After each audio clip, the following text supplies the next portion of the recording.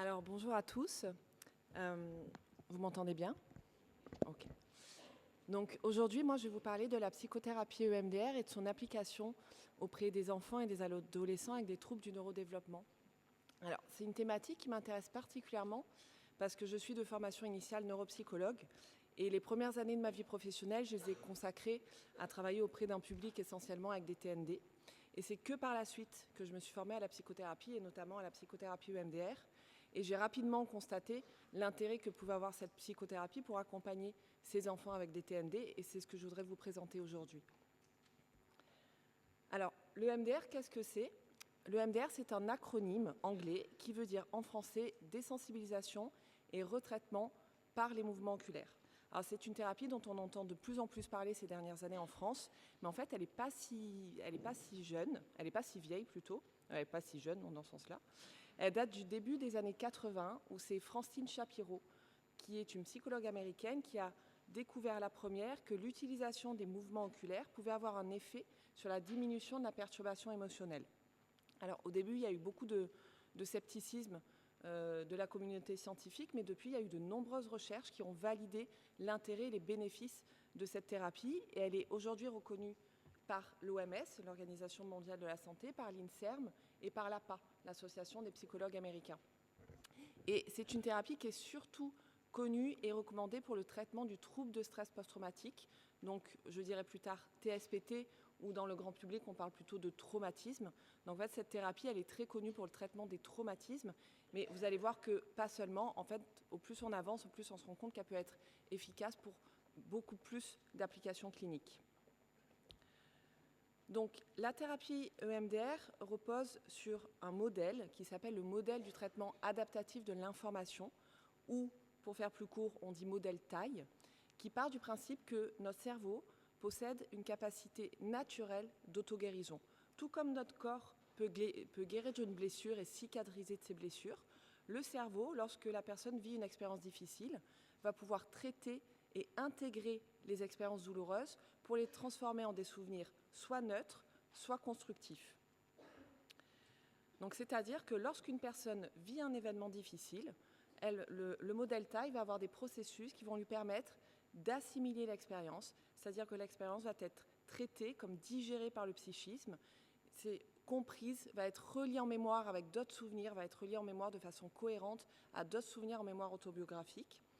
Ces processus vont permettre de réduire la charge émotionnelle, donc les émotions qui sont associées à l'expérience douloureuse vont s'atténuer avec le temps et vont même permettre de tirer des leçons positives de cette expérience douloureuse.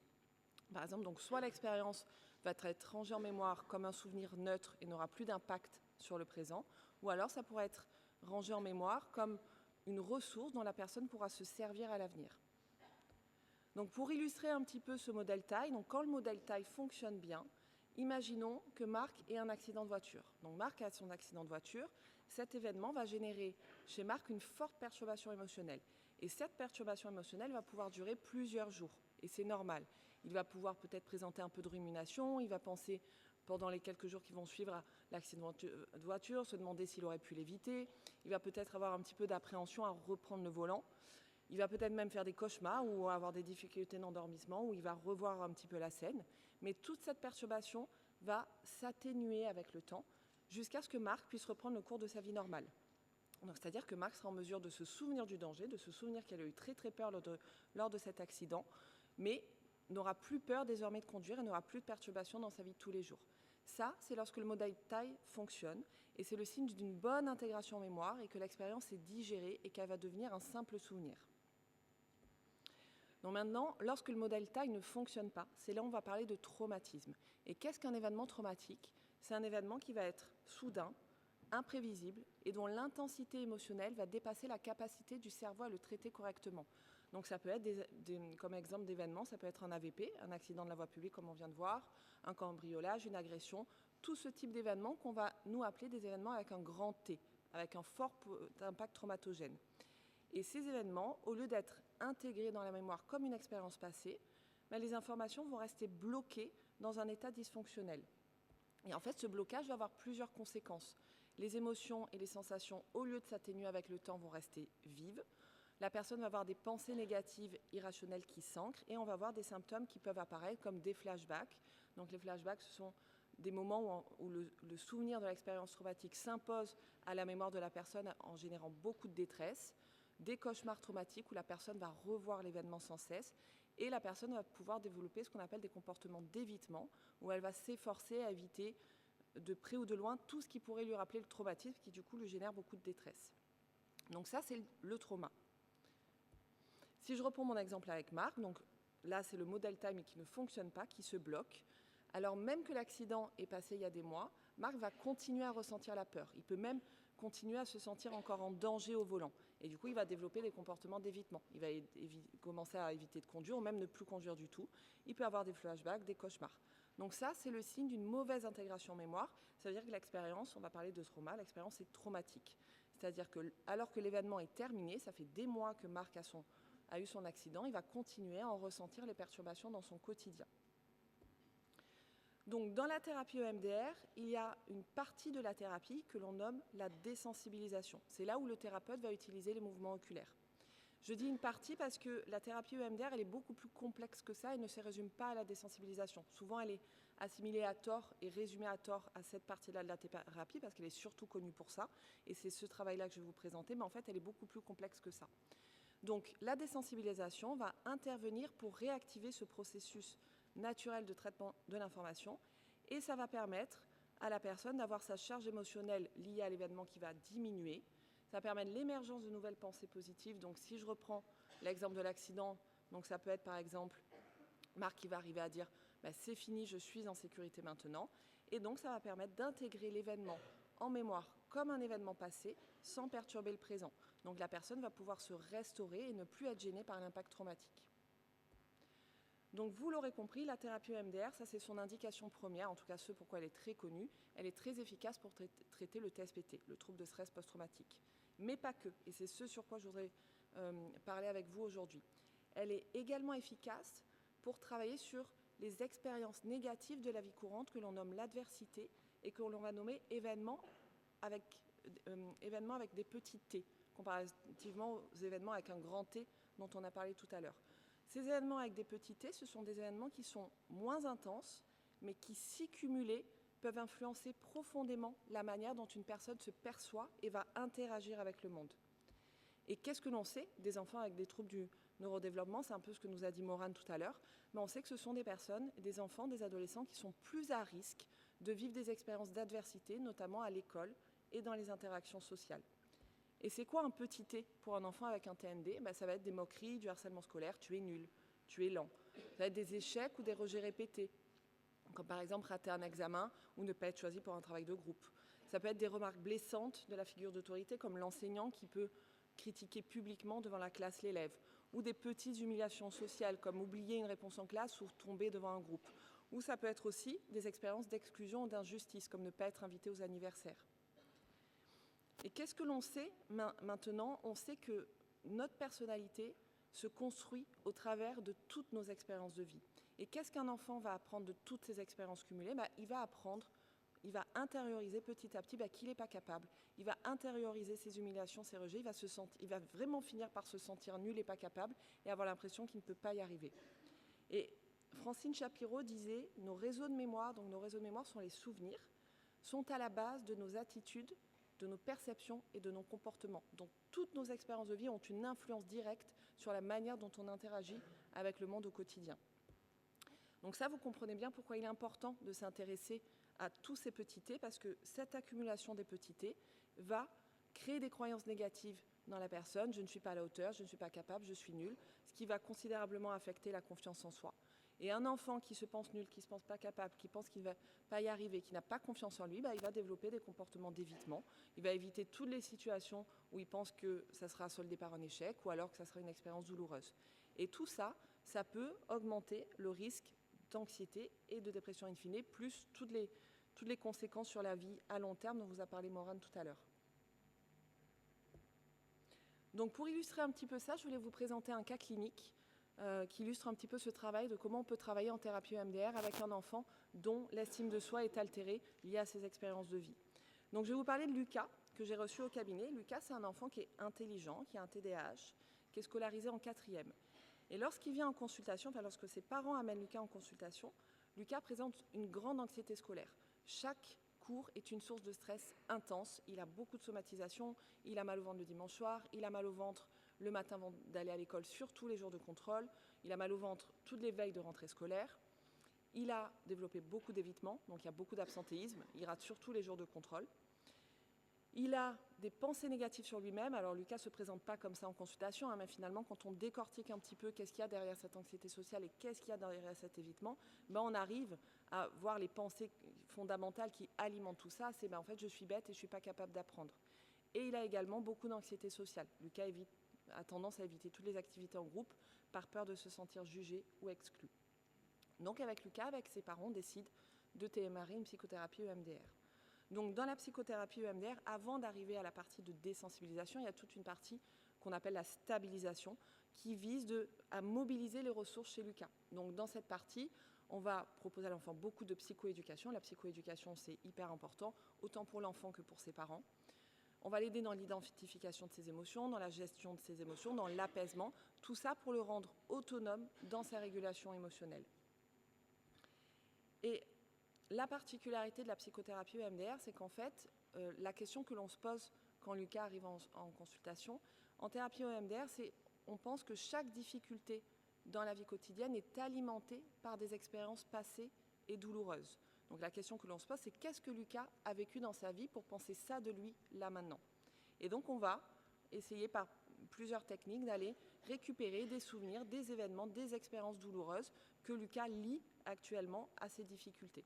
Et Lucas va en récupérer beaucoup. Il va récupérer beaucoup de souvenirs d'humiliation avec des critiques de certains enseignants. Il va récupérer beaucoup de souvenirs de comparaison négative à ses camarades devant la classe. Il va récupérer aussi des souvenirs de moquerie d'autres élèves et aussi des souvenirs de sentiments d'échec, notamment les devoirs ou les devoirs à la maison. Il a eu son diagnostic tard, Lucas, mais les devoirs à la maison, c'était interminable, c'était hyper conflictuel avec ses parents. Il n'arrivait jamais au bout et c'était très compliqué. Et donc, on va proposer à Lucas de désensibiliser tous ces souvenirs qui ont un impact sur lui actuellement. Donc là, je vous propose un exemple d'une désensibilisation qu'on a fait avec Lucas, où il a choisi de travailler sur un souvenir, où il se souvient que lors d'une dictée, donc il était au primaire, l'enseignant devant tout le monde lui avait dit « mais c'est pas possible d'être aussi nul ». Et lorsque Lucas se rappelle de cet événement dans mon bureau, alors que ça fait quelques années, il est en 4e maintenant, il a encore la perturbation émotionnelle. Il peut me dire, mais en fait là je ressens encore la honte, la colère, la tristesse. Il a encore dans la poitrine une sensation de lourdeur dans la poitrine, et il a cette pensée négative de lui qui résonne, mais je suis nul. C'est-à-dire que là maintenant, dans le bureau, quand il repense à ça, il ressent vraiment cette sensation, là maintenant, je suis nul. Et si je lui demande d'évaluer cette perturbation, je lui dis, Lucas, à combien là maintenant dans le bureau tu évalues cette perturbation sur une échelle de 0 à 10 ? 0, aucune perturbation, tout est calme dans ton corps, et 10, c'est le plus haut niveau de perturbation que tu puisses imaginer. Lucas va me dire, j'évalue ça à 8, ce qui est quand même assez considérable. Et donc, on va l'accompagner pendant cette désensibilisation. Donc, c'est la partie où on utilise les mouvements oculaires qui favorisent les associations d'idées. Et pendant cette désensibilisation, Lucas parle et spontanément, il peut me dire des choses comme « mais en fait, je n'étais pas nul, mais avec mon TDAH, c'était plus difficile pour moi ». Et il va même arriver à mettre des choses en perspective en disant oui, j'étais pas très fort en dictée, mais par contre, moi, j'étais super fort à l'oral. Et il va même arriver à dire, et ça, moi, je trouve ça génial, mais en fait, c'était plutôt mon prof qui était nul, ça se fait pas de parler comme ça. Et on va voir progressivement, au fil de la désensibilisation, une diminution de la charge émotionnelle jusqu'à ce que Lucas puisse me dire, là maintenant, quand j'y pense, ça ne me fait plus rien, c'est du passé, c'est fini, et en tout cas, ça réactive plus rien en moi. Et donc, on va continuer à désensibiliser tous les souvenirs qu'il a récupérés précédemment, donc tous les souvenirs d'humiliation scolaire, les moqueries des camarades, les expériences de rejet. Et petit à petit, Lucas va progressivement rétablir une vision plus positive de ses capacités et pouvoir dire, en fait, maintenant, au lieu de dire « je suis nul », il peut dire « je fais de mon mieux et je peux progresser ». Donc aujourd'hui, Lucas se sent mieux. Il a une diminution du stress en lien avec sa scolarité. Il se sent plus confiant dans ses points forts. Il a moins d'absentéisme, il a moins de comportement d'évitement. Il est plus serein et en tout cas, là maintenant, il n'exprime plus de plaintes de stress en lien avec sa scolarité. Et à la demande de Lucas, on a réorienté le travail et là maintenant, on est en train de travailler plutôt sur l'anxiété sociale, qui le gênent dans ses interactions sociales. Et donc on reprend un petit peu le même travail de Lucas, qu'est-ce que tu as vécu, qu'est-ce qui s'est passé, pourquoi là maintenant tu as cette anxiété sociale, et là il est en train de récupérer tout un tas de souvenirs, d'expériences de rejet de ses pairs. Donc cette illustration très simple et très succincte, mais pour vous montrer comment l'adversité répétée peut affecter durablement l'estime de soi et comment un travail thérapeutique peut inverser cette dynamique. Donc une fois qu'on a dit ça, donc ok, la thérapie EMDR peut travailler sur l'estime de soi d'un enfant avec TND, puis l'estime de soi d'ailleurs de tout le monde, de toutes les personnes qui en ont besoin. La question qu'il faut se poser, c'est ok, mais à quel moment dans le parcours de soins?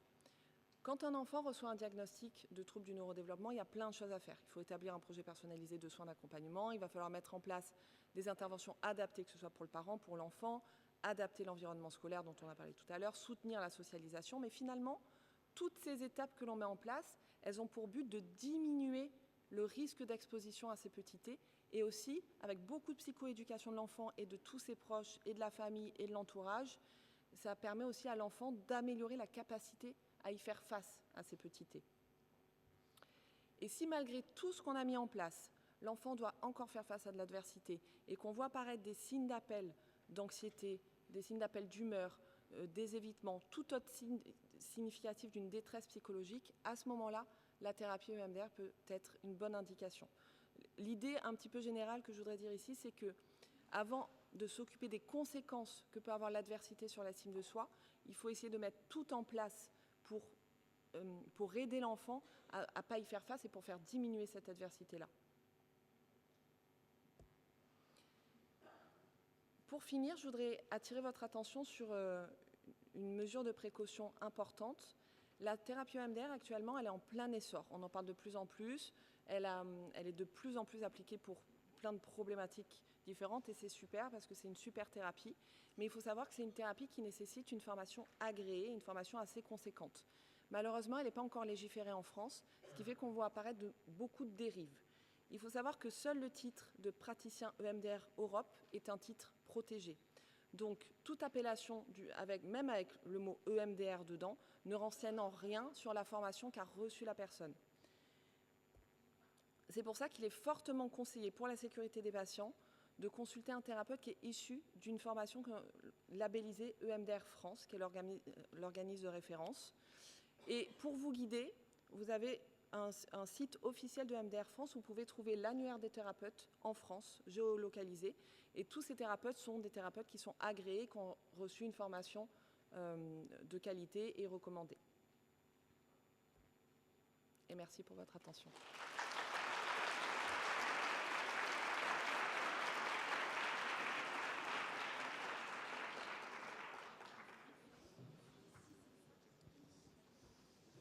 Alors, merci beaucoup. Nous allons donc passer aux questions. Première question. À partir de quel âge la thérapie EMDR peut-elle être envisagée?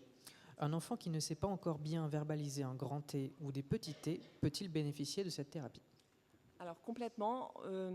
Depuis tout bébé, on peut commencer à proposer une thérapie EMDR, sauf qu'en fait, la différence, c'est que pour les enfants de très jeune âge, on va s'appuyer sur les parents. En fait, on va surtout proposer la thérapie EMDR aux parents pour qu'eux-mêmes puissent réguler l'enfant. Et même, je vais aller plus loin, je pense qu'on peut même considérer l'enfant in utero par rapport à ce que la maman vit. Mais depuis tout bébé, l'enfant n'a pas besoin de verbaliser. On ne va pas utiliser des mouvements oculaires, on va faire des petits tapotements, on va travailler avec des histoires, avec des contes thérapeutiques, mais dès le plus jeune âge. Mais c'est surtout le parent qu'on va solliciter quand l'enfant est très jeune. Deuxième question. Quelles sont les différences avec une prise en charge TCC et comment choisir avec cette dernière face à l'EMDR? Alors, les deux thérapies TCC et EMDR sont des thérapies qui sont validées scientifiquement et qui sont reconnues. Donc, les deux sont très efficaces. Après, l'approche est différente. En EMDR, on va beaucoup travailler sur les expériences passées, qui peuvent alimenter les difficultés dans le quotidien. En TCC, on va plutôt s'intéresser sur les difficultés quotidiennes et on va apprendre avec beaucoup de psychoéducation, en contrant l'évitement, en s'exposant, à les gérer de mieux en mieux. Mais les deux ont les mêmes effets de bénéfice. Les études montrent des effets bénéfiques des deux thérapies. D'accord. Et dernière question, dans le cas de Lucas, en moyenne, combien de séances à durée de combien par phase? Lucas, pour la prise en charge dont je vais parler, c'est à peu près 6 mois toutes les semaines. Moi, j'avais une question. Sur Facebook, on me propose des formations MDR en 2-3 jours. Tu parlais de... J'hésitais à la faire. Tu parlais de formations conséquentes. Tu peux nous en dire un peu plus ? Sur la formation ? Sur la formation à faire ? Alors, effectivement, depuis que le MDR a un réel engouement, en fait, on voit apparaître beaucoup d'écoles de formation qui popent un petit peu de partout, qui proposent des formations à l'EMDR en 2-3 jours. Bon, ne faites pas ça. Si vous êtes intéressé, ne le faites pas. La formation EMDR, en fait, c'est par niveau. Donc, en fait, il y a des niveaux et c'est très progressif. Donc, on va avoir un niveau 1, un niveau 2. À chaque fois, c'est toujours avec beaucoup de supervision, beaucoup de vidéos pour passer un petit peu les niveaux. Et en fait, quand on est formé EMDR France, pour avoir ce titre de praticien EMDR Europe, on est soumis à l'obligation de formation continue. C'est-à-dire qu'en fait, la formation, elle ne s'arrête jamais parce que la recherche continue à avancer. La thérapie EMDR continue à se complexifier et à être améliorée. Donc, en fait, la formation, elle ne s'arrête jamais. Mais pour avoir ce titre de praticien EMDR Europe, c'est à peu près, moi, j'ai mis 4 ans pour l'avoir. De 0 à 4 ans. Alors après, pas avec des formations qui sont... et je suis en supervision régulière tous les 2 mois pour le maintenir, justement, ce titre, pour m'assurer que je continue à me former. Eh bien, merci beaucoup. Je pense qu'on peut l'applaudir. Merci.